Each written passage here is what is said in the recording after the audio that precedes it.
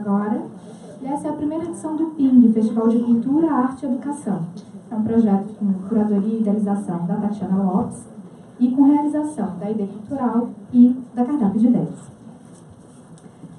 Antes da gente começar, eu queria agradecer aos nossos patrocinadores, a Prefeitura da Cidade do Rio de Janeiro, Secretaria Municipal de Cultura, a Cultura Inglesa, Nasajum Sistemas, Estácio de Sá, Redidor e Hércules Vigilância, e a Escola Leva, que abriu suas portas para a gente ocupar nesses 2 dias aqui. Então, mais uma vez, obrigada. Um prazer tê-los aqui.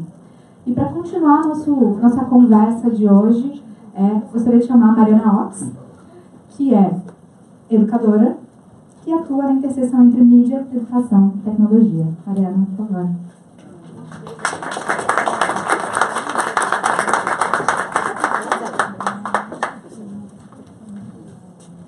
Obrigada, Melina. Obrigada, gente. Boa tarde. Primeiro, eu queria dizer que é um prazer absoluto estar aqui. Eu estou acompanhando as palestras desde ontem e é uma felicidade enorme fazer parte dessa conversa tão interessante, com gente tão interessante. Obrigada, Tatiana. Obrigada, Festival PING. E eu realmente recomendo que quem não conseguiu ver as apresentações todas, que procure no Facebook. Ontem eu vi várias e realmente estão muito interessantes. Deixa eu ver como é que funciona isso aqui. Eu sou a Mariana Ox, sou jornalista, sou designer de formação e eu trabalhei 25 anos, mais ou menos, com design de revistas e jornais pelo mundo. Tive um escritório nos Estados Unidos, trabalhei em vários países. E há mais ou menos 3 anos atrás, por uma série de coincidências, eu fui parar numa escola para fazer um projeto de comunicação e me apaixonei pela questão da tecnologia na educação.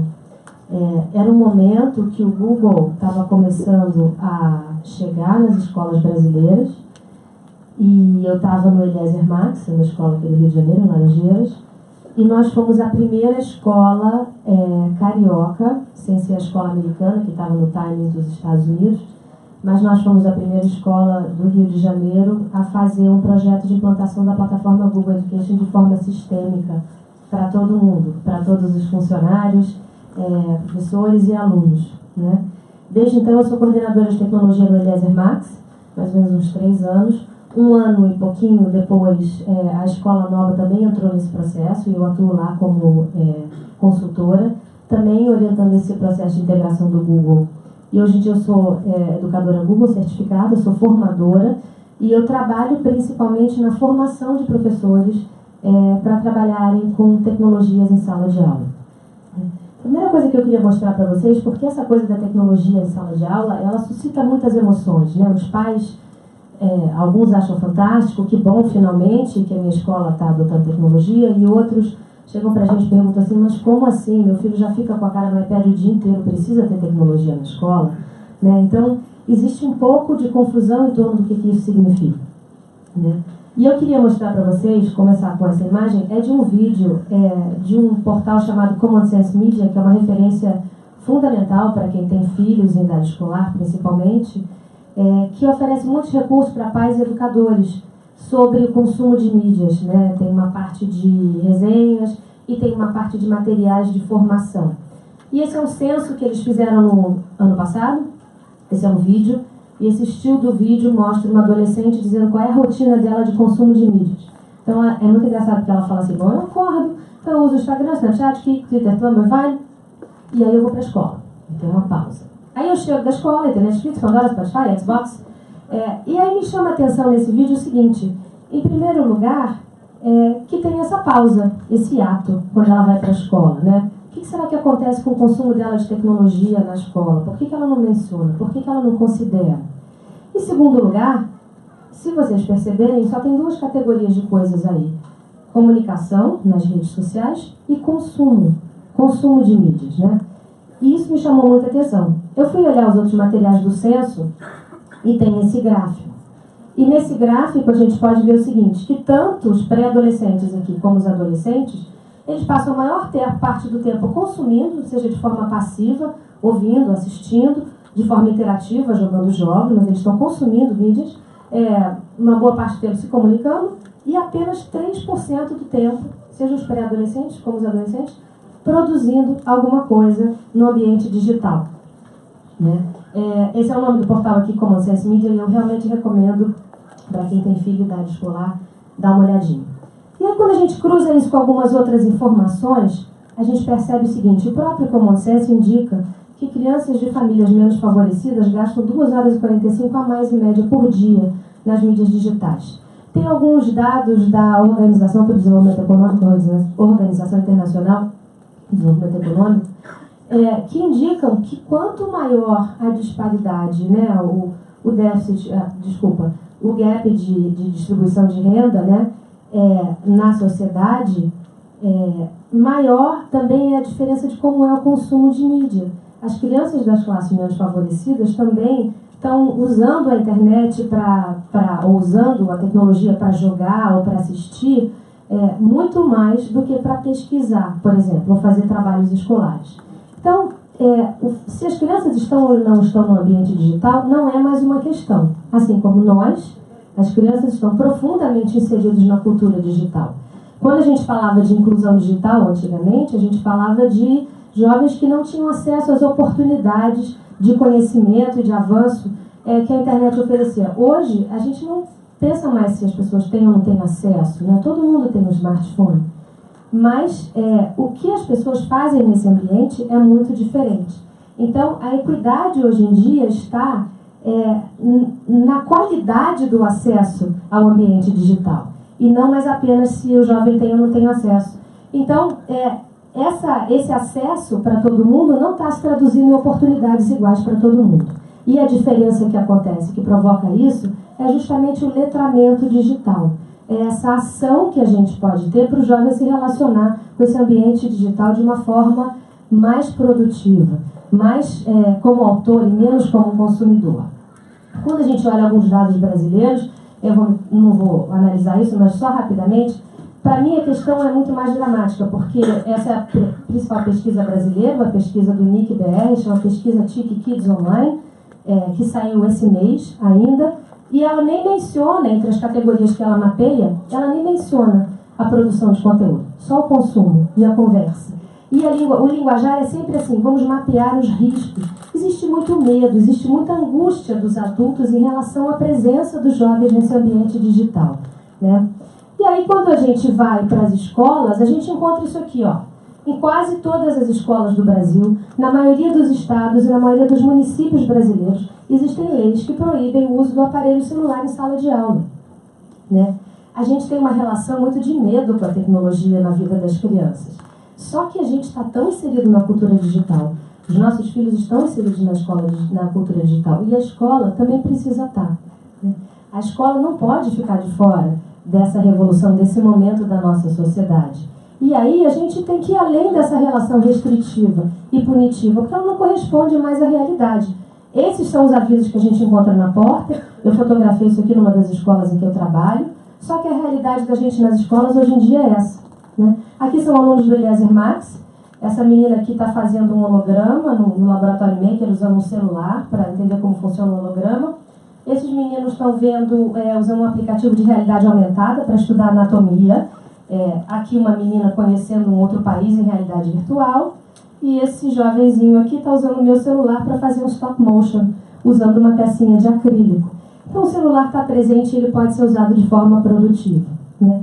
E o papel da escola, no meu entender, é justamente esse. A gente estaria sendo omisso se a gente não se preocupasse em ensinar os jovens o uso saudável, ético, responsável e adequado do ambiente digital. Então, é nosso papel fazer isso sim, e não apenas proibir. Aqui são alunos da Escola Nova mostrando para os pais numa feira, esse ano, o que eles produziram numa aula de História do Rio de Janeiro Antigo, né? Por que a gente precisa fazer isso? É tão essencial agora a gente entender como que a escola deve lidar com a tecnologia. Porque a gente está justamente aqui nessa transição de uma escola, um modelo de escola que durou 200 anos, né? E pouco mudou, e não precisava mudar, porque o objetivo dessa escola era trazer conhecimento para os alunos em blocos específicos de assuntos, né? Como o Vicky Muniz falou ontem, formar técnicos e burocratas para uma indústria. E a gente está indo para essa escola aqui em que a informação não precisa mais ser trazida pelo professor, a informação está posta, ela está no mundo, desde que você tenha acesso à internet.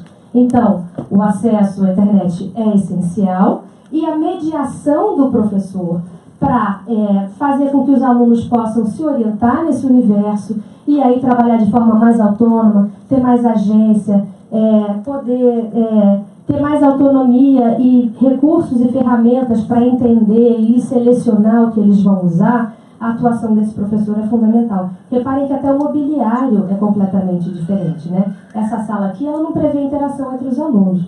Essa sala aqui é um ambiente totalmente colaborativo, onde o acesso à internet é chave, né?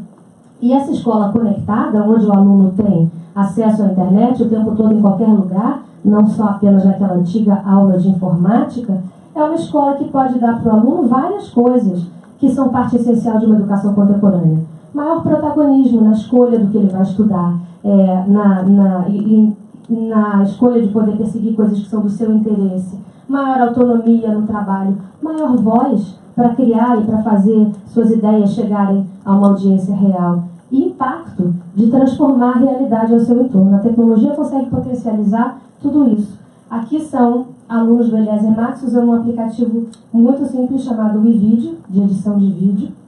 E essa é uma coisa muito interessante também desse momento, é a democratização das ferramentas.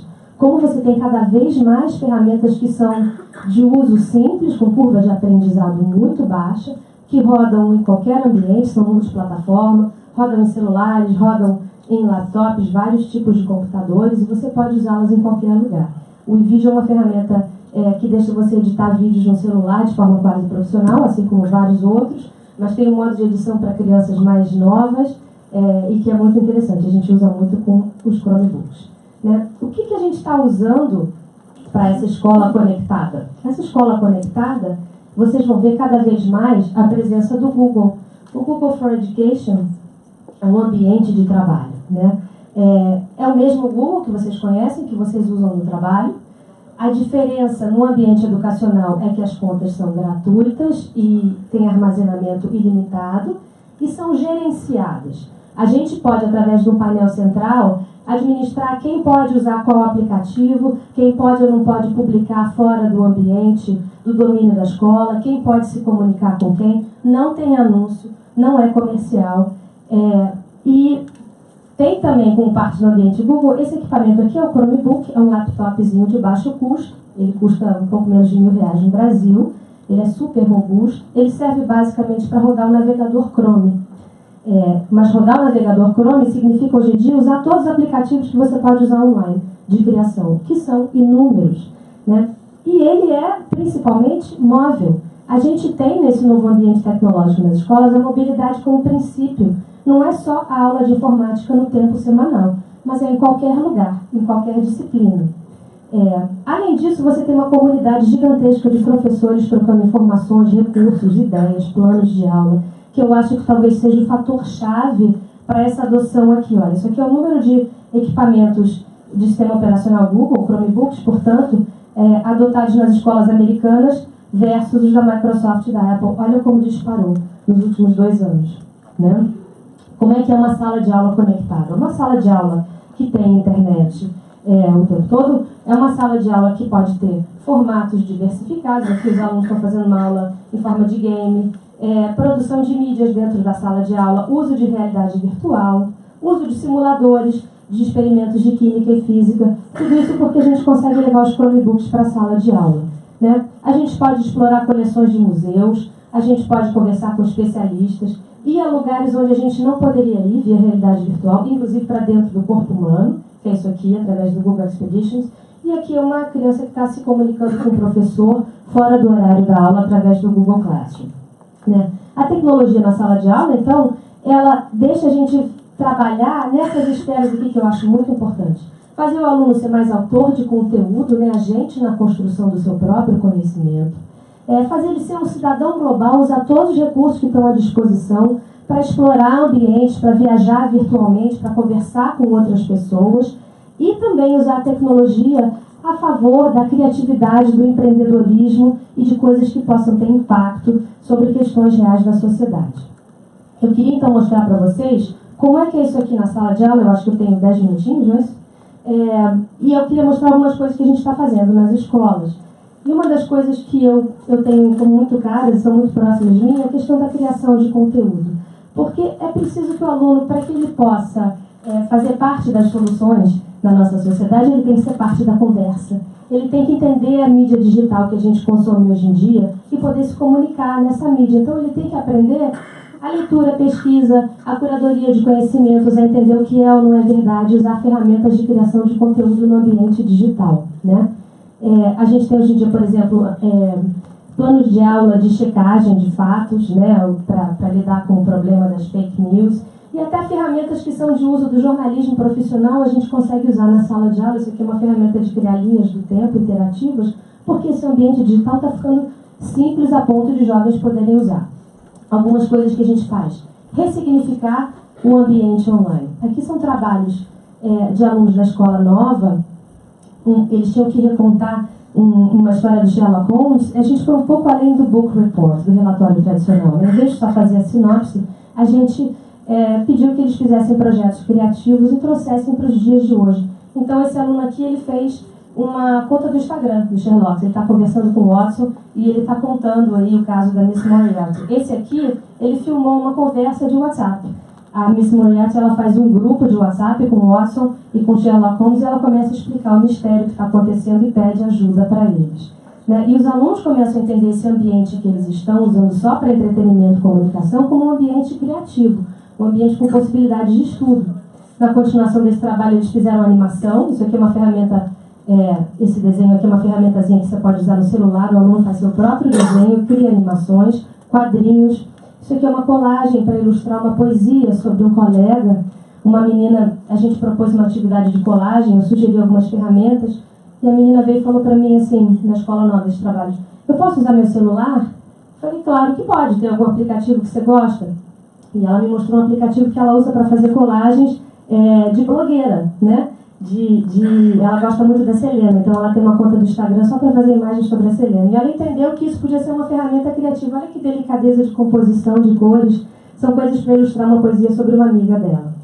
A gente oferece liberdade criativa para os alunos. Isso aqui é de alunos do 4º ano da escola nova, que fizeram um trabalho sobre Rio Antigo e puderam se expressar em infográficos, em mapas, contando o passeio que eles fizeram, recontando a história em jornal de época, recriando um jornal de época, em vídeo documentário, quadrinhos e cartazes, né? Isso aqui é quase que uma narrativa transmídia. Quase não, isso aqui é uma narrativa transmídia que eles fizeram, né? Alunos de 4º ano.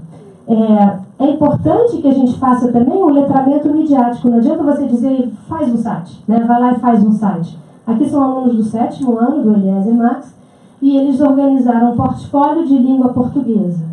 Para isso, com toda a produção deles durante o ano. Então, para isso, a gente interrompeu as aulas normais da professora, ela me cedeu algumas aulas, e a gente deu para eles umas aulas sobre arquitetura de sites. Então, a gente teve a aula, a gente discutiu o que é organização da informação, eles colocaram as várias hipóteses de site na parede, a gente discutiu o que funcionava, não funcionava, e aqui eles estão criando um site com conteúdo multimídia, com as produções da turma, né? É importante essa questão de publicar também para as audiências reais. A gente conduz eles através de todo o processo de criação de um produto digital, criativo, como se fosse uma criação de mídia profissional. Aqui tem uns alunos também de inglês, do Eliezer Max, fazendo trailer de livro em vídeo. Em vez de apresentar um livro, eles vão fazer um trailerzinho, como se fosse de filme. Mas eles estão trabalhando como storyboard, aprendendo a organizar um trabalho, criar, juntar todos os insumos para editar.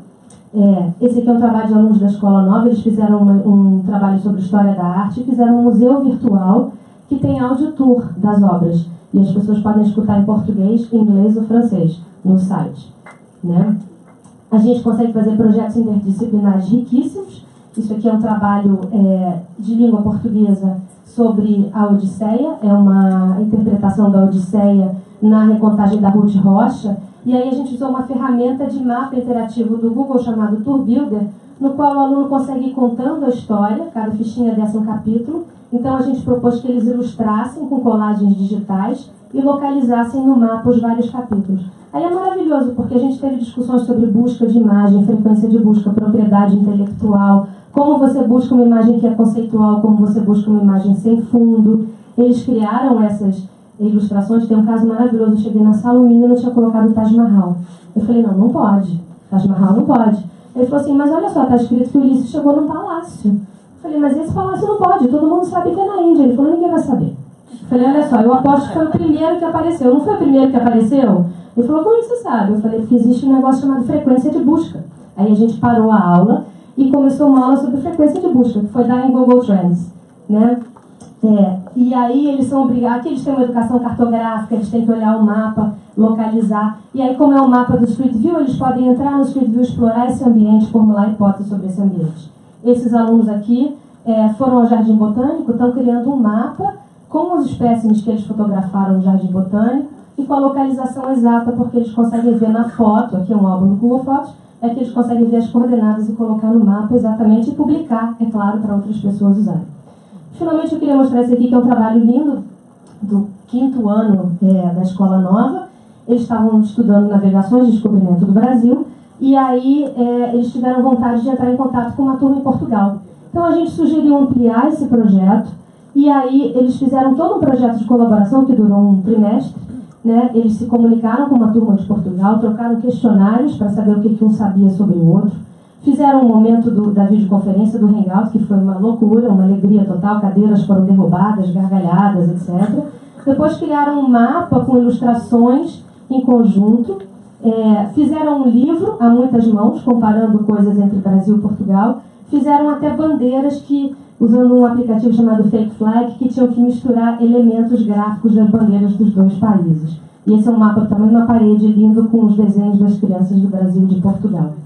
E, finalmente, a gente tenta inserir situações reais de comunicação criativa. Esse é um trabalho de alunos do Eliezer Max. Tinha uma gincana de sustentabilidade, tinham que identificar questões de sustentabilidade na escola, sobre a qual eles pudessem atuar. Esse grupo pensou em fazer sabão, reaproveitando o óleo de cozinha. E aí a gente pegou um tempinho do projeto e trabalhou com eles todo o processo de criação de marca, desde o desenvolvimento dos conceitos, brainstorming, até finalmente o logo que eles escolheram usar e criar embalagens sustentáveis. Então, existe realmente um universo muito rico de possibilidades quando a gente coloca a tecnologia na escola a favor da criatividade e a favor da autonomia e do empreendedorismo desse aluno cidadão digital mais participativo. Eu queria convidar vocês a conhecerem, se tem algum educador aqui na plateia. Esse é um projeto que eu lancei há pouco tempo, de formação de professores, chama Media Makers. É um projeto que pretende formar professores para trabalharem com todos esses formatos de mídias digitais na escola, porque são saberes que não são normalmente do universo da educação, mas que a gente pode trazer com ferramentas muito simples e amplamente disponíveis em todo tipo de plataforma. Então, é isso, quando vocês ouvirem falar de tecnologia na escola, Google na escola, é isso que a gente está aprontando e eu espero que os filhos de vocês se divirtam com esse tipo de possibilidade. Obrigada.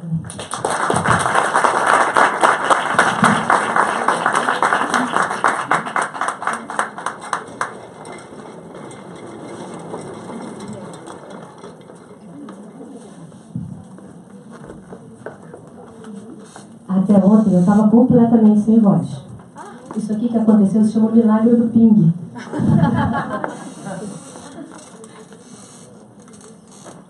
Mariana, quanta coisa importante, né? Desde dados muito relevantes sobre a situação do uso da tecnologia, né? Não só em sala de aula, mas nosso consumo doméstico também das redes sociais, do universo digital, né?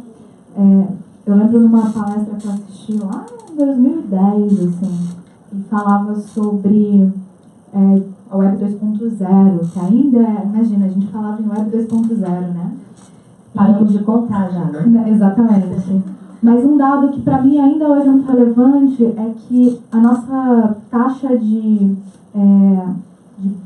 informação, né, de bit recebido, né, os megabytes que a gente controla, que a gente contrata no nosso celular ou em casa, aquela que nunca a velocidade que nunca é a que a gente contratou, né? Mas a gente tem uma velocidade, uma capacidade de upload, de download muito maior do que de upload, né? Uma taxa disso. E foi muito libertador para mim perceber isso no sentido de como ainda nos esperam mais consumidores do que produtores de conteúdo para essa rede, assim. E é muito valioso que, através da plataforma Google, né, do Google Education, é Google Education mesmo, né? Google for Education. For Education.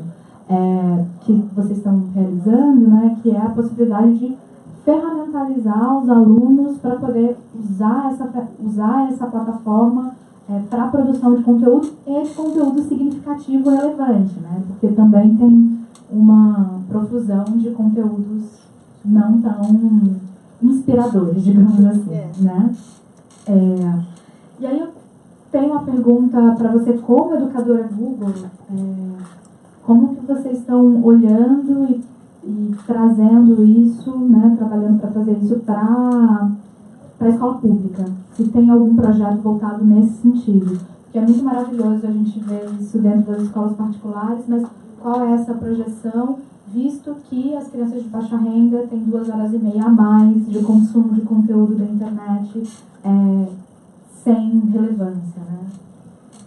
É importante dizer que quando a gente fala Google na escola, não é só Google e ferramentas Google. Google é ambiente de conexão, comunicação e produção.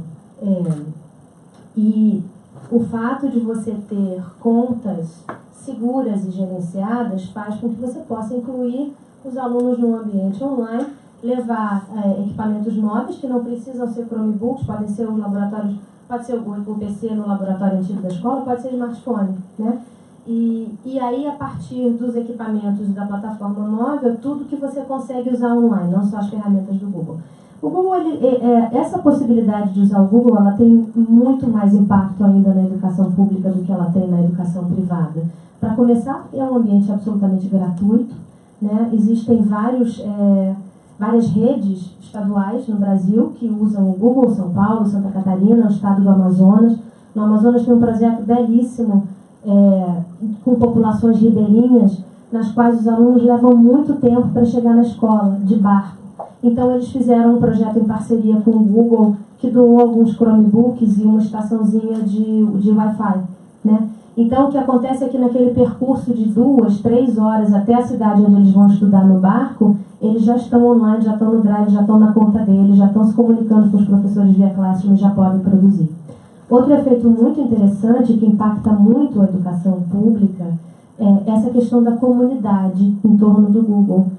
Como os recursos são gratuitos e estão presentes em muitos tipos de escola, uma coisa que o Google incentiva muito é a formação de grupos de professores. Então, a gente tem uma coisa chamada GEG, que a gente chama carinhosamente de GEG. É um grupo de educadores Google que tem no Brasil inteiro, e é gratuito e é aberto, e são encontros de educadores interessados em aprender sobre tecnologia. Então, uns ensinam aos outros no sistema de aprendizado em rede. Tem muitos recursos online, tem uma academia inteira de treinamento online, tem conferências que são online. Então, uma vez que você consegue capturar o professor para dentro desse ambiente e dar para ele as ferramentas, os primeiros passos para ele simplesmente se mover ali, né, usar direito o Drive, o Gmail, etc., você abre um mundo de possibilidades, porque tem muita troca de informação em rede. Então, isso realmente tem um potencial de impacto muito, muito grande na educação pública. Maravilha. Vamos conversar depois sobre essa possibilidade. Uma outra coisa, só lembrando, quem quiser fazer perguntas, só acessar a nossa produção, vai rolar um post-it. Só pedir para ali para o Bernardo, eu entrego o post-it aqui. Bernardo tem um post-it grande, inclusive generoso, né? É generoso, a pergunta pode ser grande, e eu estou aqui para poder transmiti-la por vocês.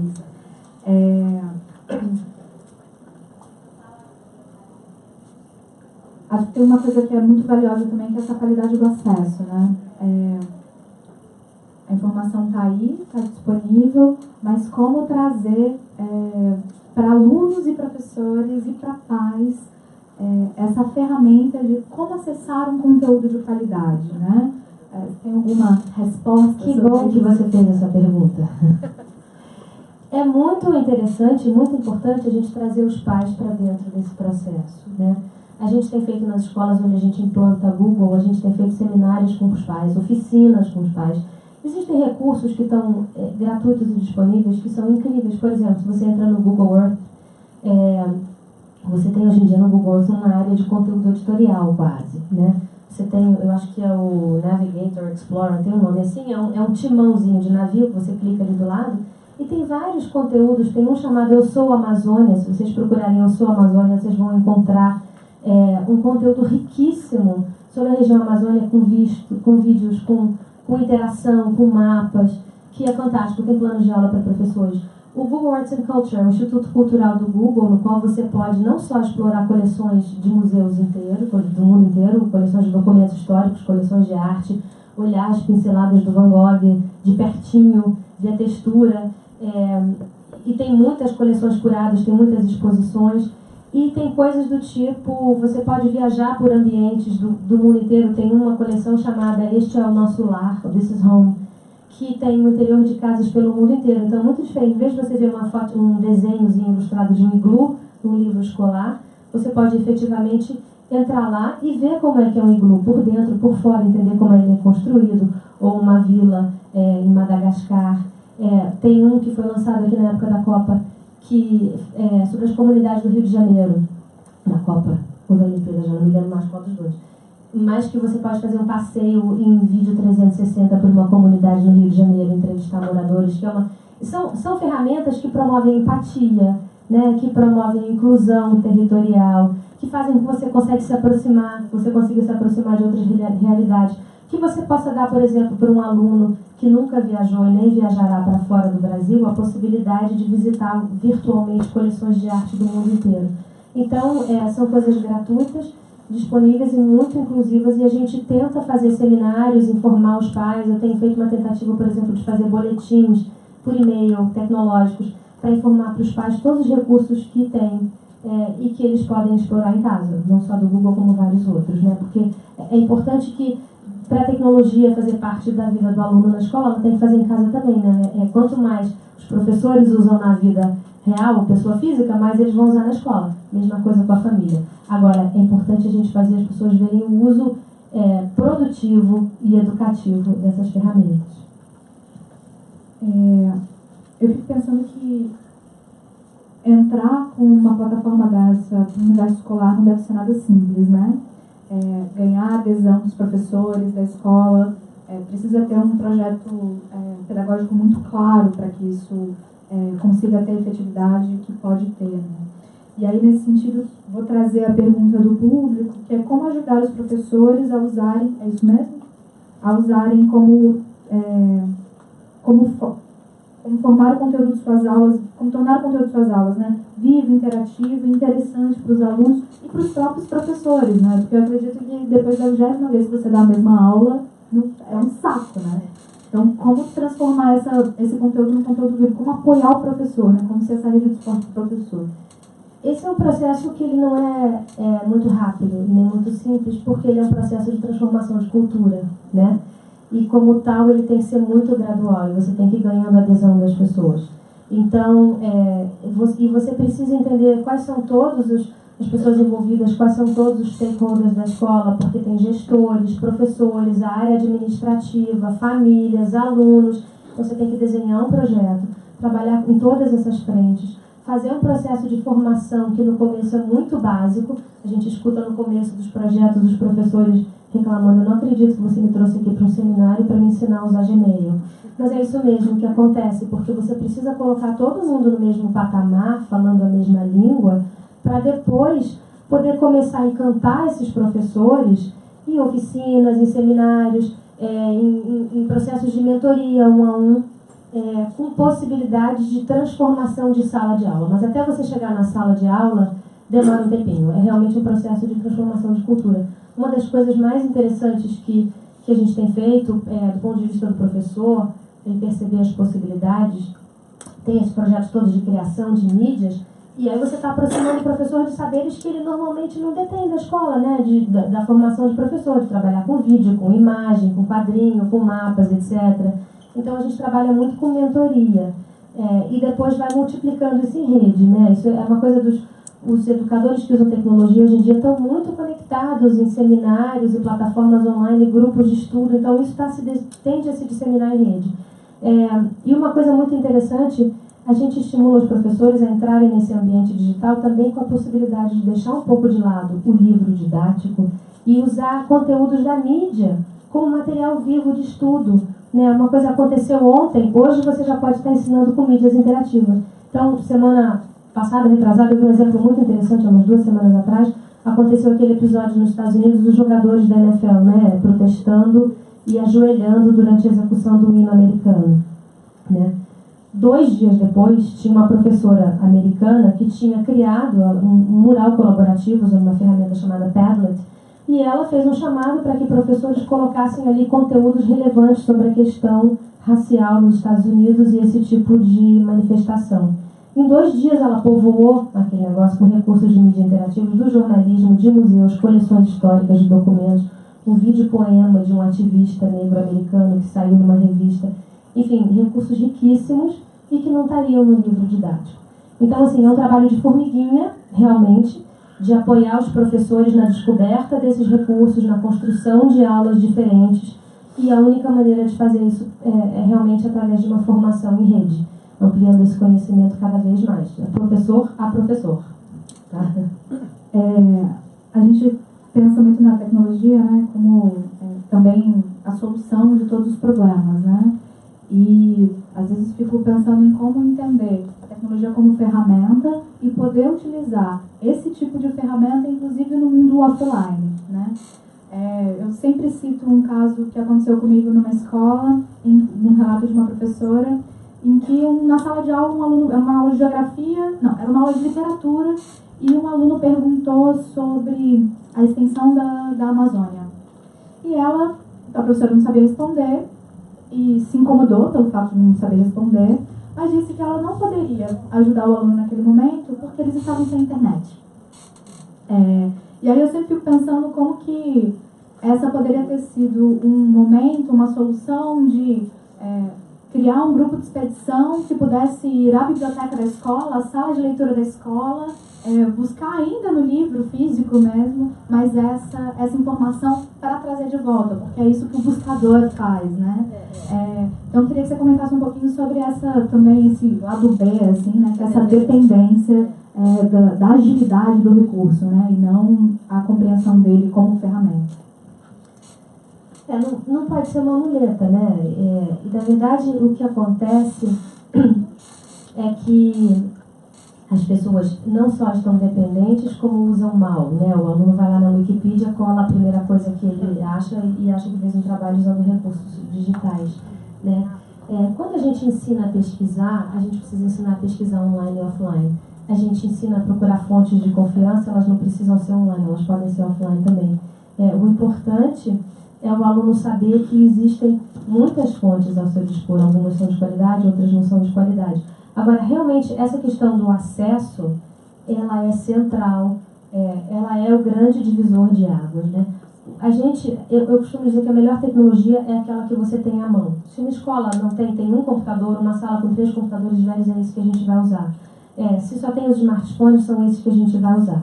Mas a questão do acesso, ela é crucial para a gente eliminar esse gap de acesso à informação e a recursos que você tem entre alunos mais favorecidos e menos favorecidos. Então, existe um grande movimento, o ITS Rio, inclusive, está organizando uma grande pesquisa sobre isso.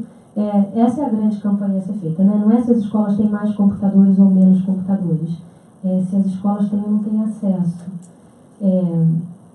Não sei se eu respondi bem a sua pergunta, mas é por aí. E eu acho que também tem uma coisa muito importante, quando você falou das escolas públicas e das regiões menos favorecidas, é muito importante a gente atuar para não aumentar esse gap entre quem tem... Porque se você diz assim, vai e faz um vídeo, eu sou um professor que usa tecnologia, eu deixo meus alunos fazerem um trabalho em vídeo. Se você simplesmente diz, vai lá e faz em vídeo, você está favorecendo quem já sabe fazer, quem tem em casa, quem tem 5 Macs em casa com iMovies, mais não sei quantos iPhones, e um pai que trabalha numa agência de publicidade, desde pequenininho o garoto sabe editar vídeo. Não é isso, né? A gente precisa trazer para dentro da sala de aula, e às vezes a gente faz offline. A gente faz storyboard, a gente faz história em quadrinho, a gente trabalha... Aqueles alunos que fizeram o site, foi muito engraçado, porque eu falei, nós vamos fazer um site, e qual é a primeira ferramenta que a gente vai usar? Todo mundo, é Chromebook, hoje vai ser Chromebook. Eles são compartilhados, né? Então você vai entrando e saindo de uma sala de aula com eles.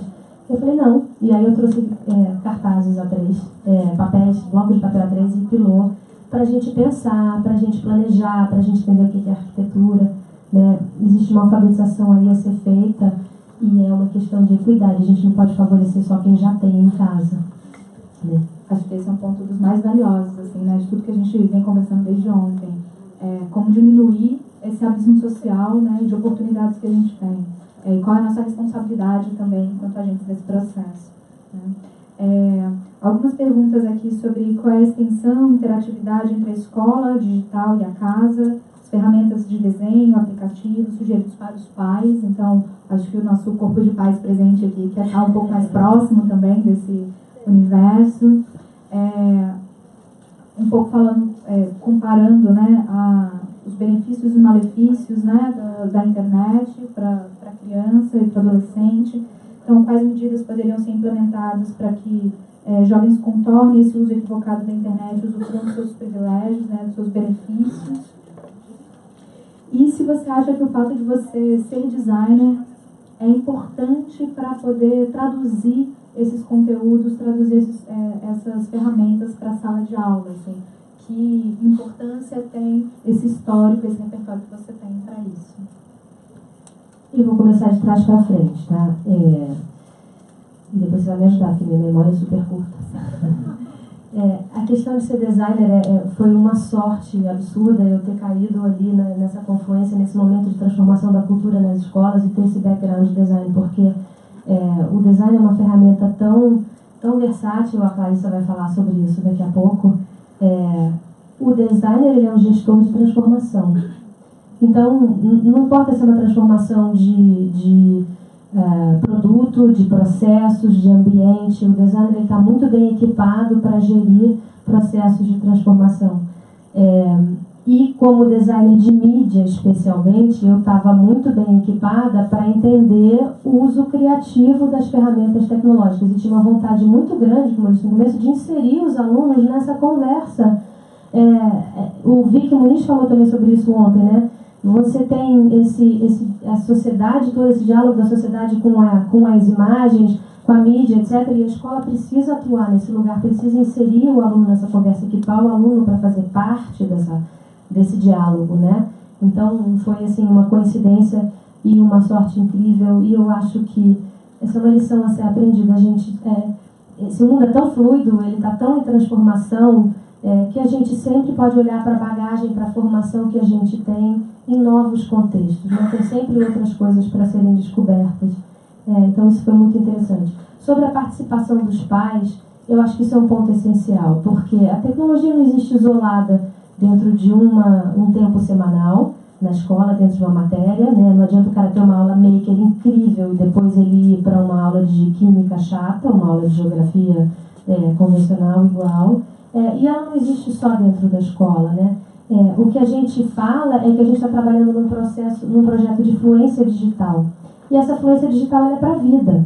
Ela é para dentro da escola, ela é para fora da escola, ela é para os jovens, ela é para os pais. Então, os pais são muito bem-vindos. Eu sempre recomendo às escolas que eu oriento que elas façam eventos de integração com os pais, oficinas para os pais, para explorar algumas dessas ferramentas de produtividade, de organização da vida, de apresentação, sites, apresentações. Isso é tão útil, né, para pessoas que podem ter negócios, produtos para apresentar. Então, e quanto mais os pais se apropriam desse ambiente, mais eles podem apoiar os filhos também no uso correto e adequado e ético e responsável e seguro desse ambiente. A outra questão era a segurança, se não me engano. No ambiente Google, por isso que é tão interessante você poder usar o Google. O que acontece? Os professores estão na cultura digital. Então, eles estavam começando a se comunicar, e muitos ainda fazem isso, com os alunos via Facebook. Tinha necessidade de comunicar com os alunos no ambiente digital, via WhatsApp, via Facebook. Isso não é ideal, porque não é um ambiente institucional da escola, não é gerenciado. Você está expondo o aluno a todo o resto da vida privada do professor. Isso nem sempre é adequado, muito pelo contrário. Então, o fato de você estar nesse ambiente digital institucional da escola, que é gerenciado e é seguro, né? A gente tem ferramentas que a gente consegue colocar filtros. Então, também é importante a escola instruir os pais, porque quando o aluno está logado com a sua conta escola.com.br e usa o Chrome, o navegador Chrome na sua conta, a gente consegue acionar filtros de segurança para ele não ver conteúdo impróprio, etc. Então é importante estender essa discussão para o pai saber também como ele pode fazer isso em casa. E finalmente, eu acho que faz parte dessa educação do cidadão digital a gente trazer para a escola, e o Common Sense Media, aquela plataforma que eu mencionei, tem muitos conteúdos para isso, a discussão sobre cidadania digital, né? Sobre relacionamentos, sobre bullying, sobre representação, privacidade. A escola precisa fazer isso, é responsabilidade da escola, existe currículo para isso, a gente tem que abrir espaço na grade, isso é uma batalha que eu tenho, abrir espaço na grade escolar. Assim como a gente tem que falar de alfabetização emocional, a gente tem que falar nessa cidadania digital. E é importante a gente ter esse diálogo com os jovens e com as famílias. Maravilha, então a gente está falando de um jovem, né, um futuro adulto que sabe lidar com as suas emoções, que sabe produzir coisas, que consegue materializar suas ideias no mundo, que consegue se relacionar digitalmente, que consegue ter impacto e propósito no mundo. Acho que é isso que a gente quer para o futuro. Muito obrigada, Mariana. Eu que agradeço. Até daqui a pouco, já